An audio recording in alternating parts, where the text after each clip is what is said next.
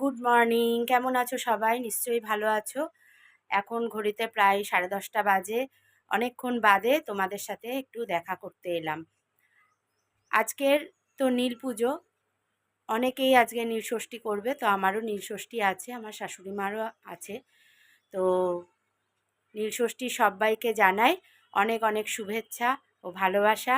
নীলষষ্ঠীটা একবারে সুন্দর করে পুজো টুজো দিয়ে সাজুগুজু করে মন্দিরে গিয়ে খুব সুন্দরভাবে বাবার মাথায় জল ঢেলে এসো। আর এই দিনটাতে সন্তানদের অনেক অনেক শুভকামনা আমরা প্রত্যেকটা মারা জানাবো, যাতে ওরা আগামী দিনে খুব ভালো থাকে, সুস্থ থাকে, একটা ভালো জীবন ওরা পায় যেন, এইটুকুই ঠাকুরের কাছে কামনা করব আমরা ঘরে ঘরে প্রত্যেকটা মায়েরা। তো চলো আজকের দিনটা খুব সুন্দর করে তোমাদেরকে সঙ্গে নিয়ে শুরু করি। তো সকাল থেকে প্রচুর প্রচুর কাজ এগিয়ে গেছে, কারণ গতকালকে আমার কাজের দিদি এসেছিলো, তা বলে গেছিলো আজকে আসবে না।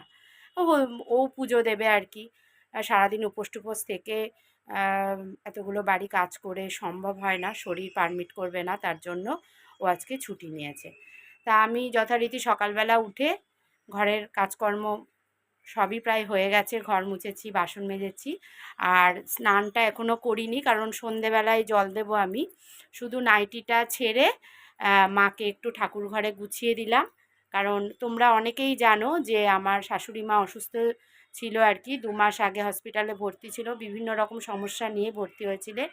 তো এখন আগের তুলনায় যথেষ্ট ভালো আছে, তবে একেবারে পুরোপুরি সুস্থ সেটা বলবো না, যেহেতু ওনার ডায়ালিসিস হয়েছিল, 2 পায়ে ওনার চ্যানেল করা ছিল বলে এখনও হাঁটু ভেঙে মাটিতে বসতে পারে না।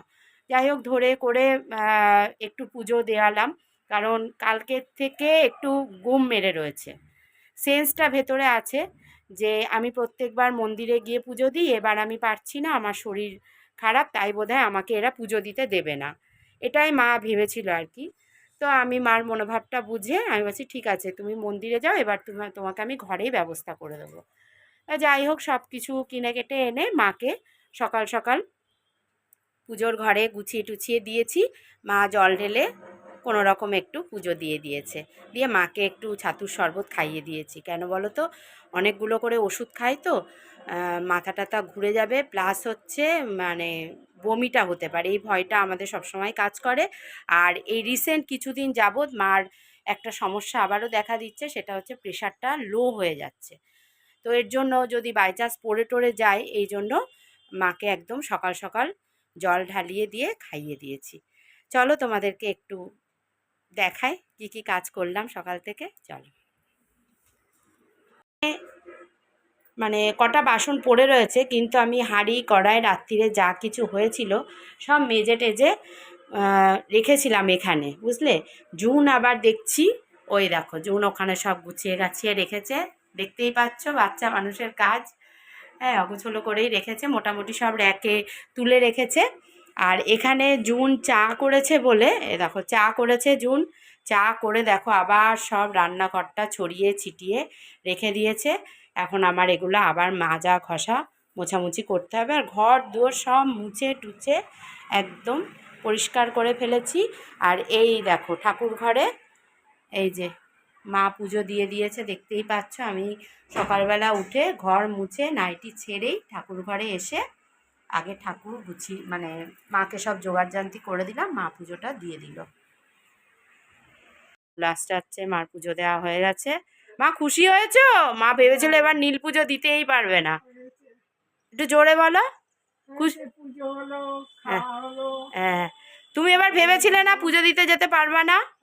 হ্যাঁ হ্যাঁ, যাই হোক, এবার যা শরীরের অবস্থা, তাতে মা ভেবেছিল এবার আর বোধহয় জল দিতেই পারবে না। যাই হোক, ঠাকুরের ইচ্ছা না থাকলে কিছুই হয় না।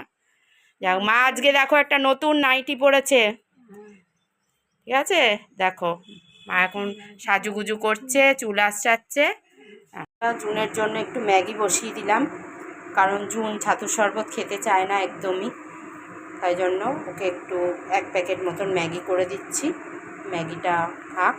আর এইখানে দেখতে পাচ্ছ সবজি কেটে রেখেছি, এই যে এটা হচ্ছে বেগুন ভাজা হবে, ডালিয়ার খিচুড়ির জন্য এই যে সবজি কেটে নিয়েছি। আর এটা হচ্ছে ডাঁটা, আলু, বেগুন আর কুমড়ো, বড়ি দেবো সাথে। তো এইগুলো দিয়ে একটা সবজি করব। আর জুন আর জুনের বাবার জন্য একটু মাছের ঝোল করব, কারণ আজকে আবার বিকেলে মুনও আসতে পারে। তো ওরা 3 জনা মাছের ঝোল আর ওই তরকারিটা দিয়ে খাবে। আর এটা ভাতের ছোঁয়া করব না। আর ম্যাগিটা করে নিয়ে আমি ভালো করে গ্যাসটা মুছে নেব, নিয়ে তারপরে এই রান্নাগুলো সারার পরে লাস্টে মাছ করব। মাছ আর ভাতটা লাস্টে বসাবো, ঠিক আছে?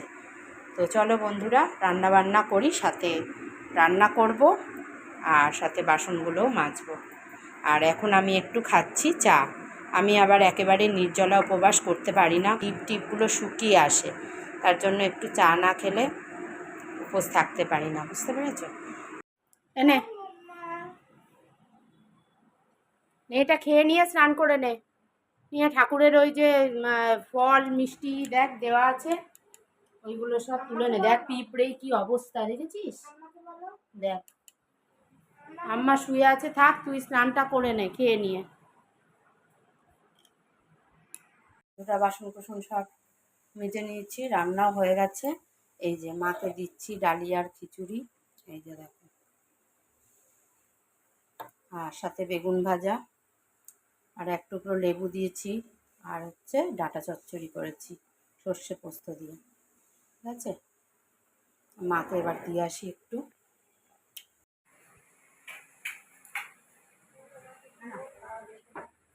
কি হয়েছে?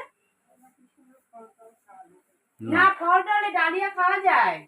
আমিও রাত্রিরে পুজো টুজো দিয়ে ডালিয়া খেয়ে নেবো। না, রাত্রিরে তুমি খাবা, তুমি একটা অসুস্থ মানুষ, খেয়ে নাও। এই যে দেখো দুপুরবেলা ওদের জন্য ডাঁটা চচ্চড়ি আর মাছের ঝোল, শিঙি মাছ আর শোল মাছ দুটো একসাথে আছে আর কি, ঝোল আর ভাত করে দিচ্ছি, খাচ্ছে। ঠিক আছে, ঘরের পুজো কমপ্লিট। তোমাদেরকে একটু কাছ থেকে দেখায়।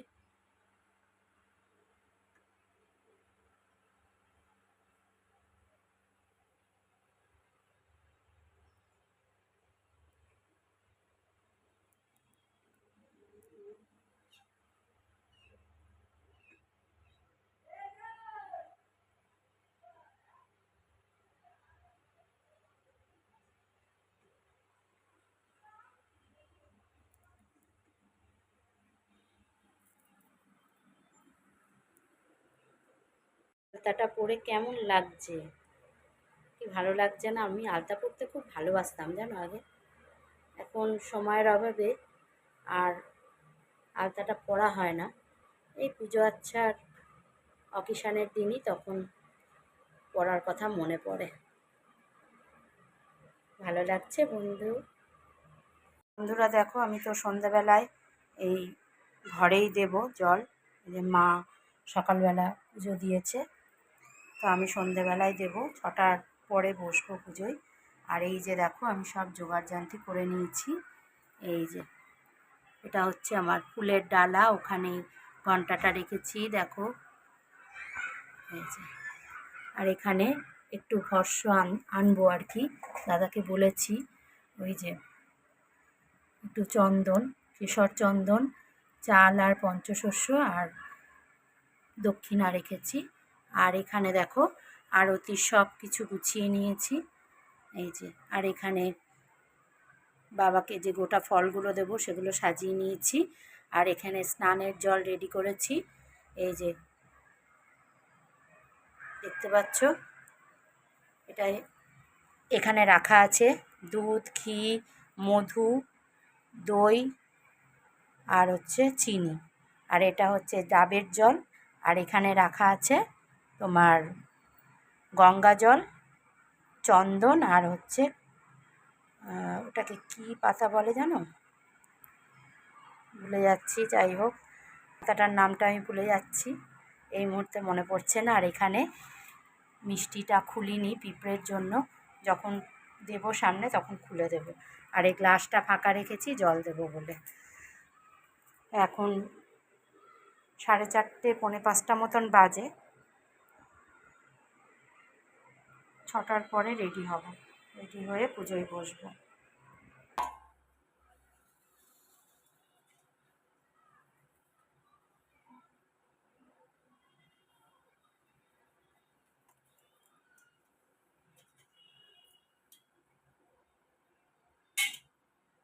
নমো বিষ্ণু, নমো বিষ্ণু, নমো বিষ্ণু।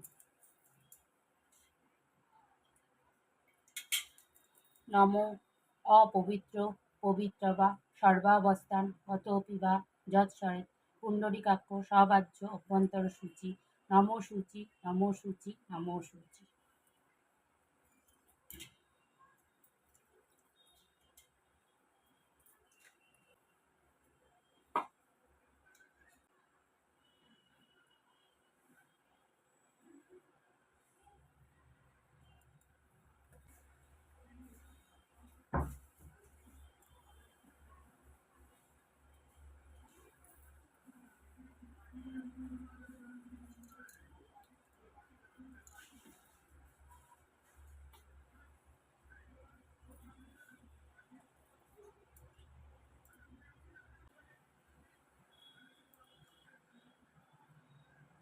ॐ त्र्यम्बकं यजामहे सुगन्धिपुष्टिवर्धनम् उर्वारुकमिव बन्धनं मृत्युर्मोक्ष्यममृतात्।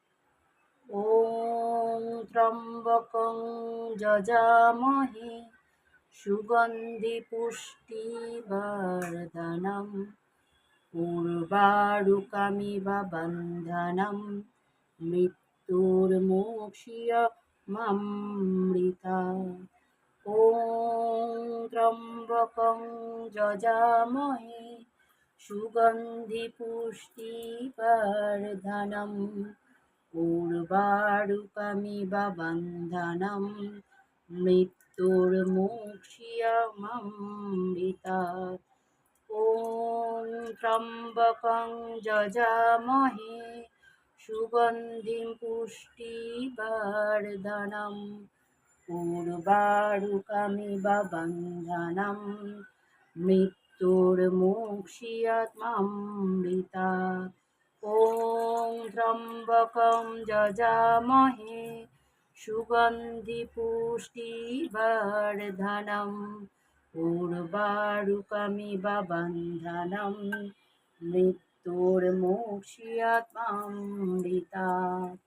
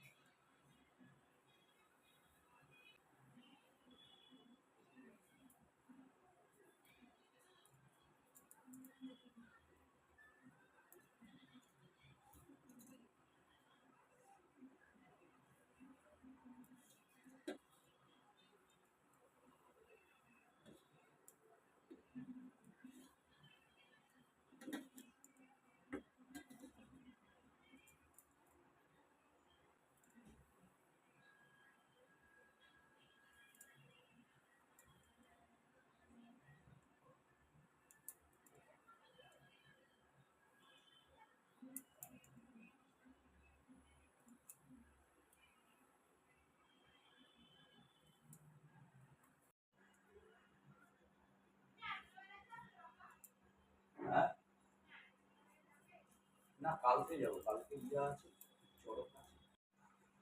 ইদং সচন্দন পুষ্পমাল্যং নমো নীলকণ্ঠায় নমঃ।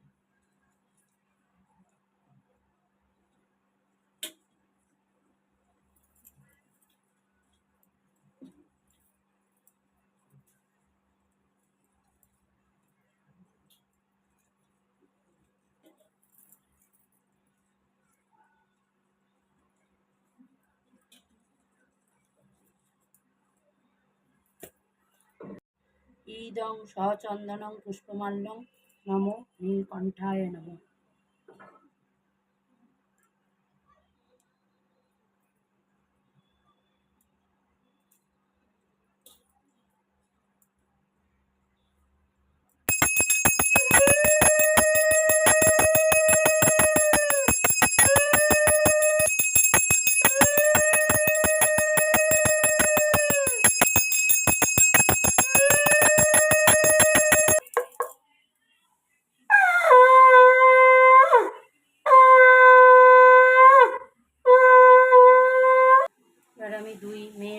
দুটো মোমবাতি বাবার উদ্দেশ্যে জ্বালিয়ে দিচ্ছি।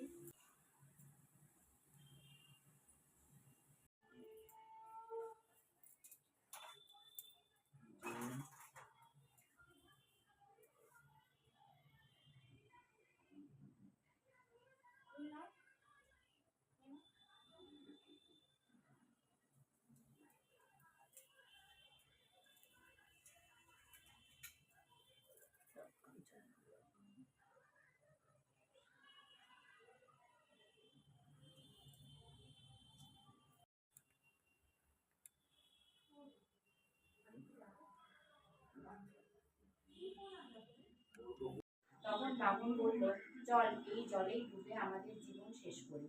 বংশ রক্ষার জন্য যখন একটি ছেলেই রইল না, তখন বেঁচে থেকে আর ফল কি? এই কথা বলে তারা নদীতে নামতে লাগলো। এমন সময় মা ষষ্ঠী এক বুড়ি ডুব ধরে এসে বললেন, ওগো বাছারা, তোমরা আর বেশি দূরে যেও না। তো এই ছিল আমার আজকে ঘরে ছোট্ট আয়োজন করে বাবার জন্য পুজো দেওয়া, মেয়েদের মঙ্গল কামনায়। প্রত্যেক মায়েরা আজকের দিনে এই ষষ্ঠী করে থাকে, তো আমিও আমার মেয়েদের মঙ্গল কামনা করলাম যাতে ওরা ভালো থাকে, ওদের জীবনে যা যা আশা আকাঙ্ক্ষা আছে ভগবান যেন পূরণ করে। তো প্রচণ্ড গরম লাগছে, আমার ঠাকুর ঘরে তো ফ্যান নেই, আর ফ্যান বন্ধ করে তবে পুজো করতে বসেছি। দেখো কীরকম ঘেমে গেছি। তো যাই হোক বন্ধুরা, আজকের ভিডিওটা আমি এই বাবার পুজো দিয়ে শেষ করলাম। তো তোমাদের কেমন লাগলো কমেন্ট করে জানিও, প্রচুর প্রচুর শেয়ার করো, লাইক করো, আর আমার পাশে অবশ্যই থেকো, কারণ তোমরা হচ্ছে আমার পরিবারের মানুষ। ঠিক আছে, চলো টাটা। হর হর মহাদেব, জয় নীল ষষ্ঠীর জয়।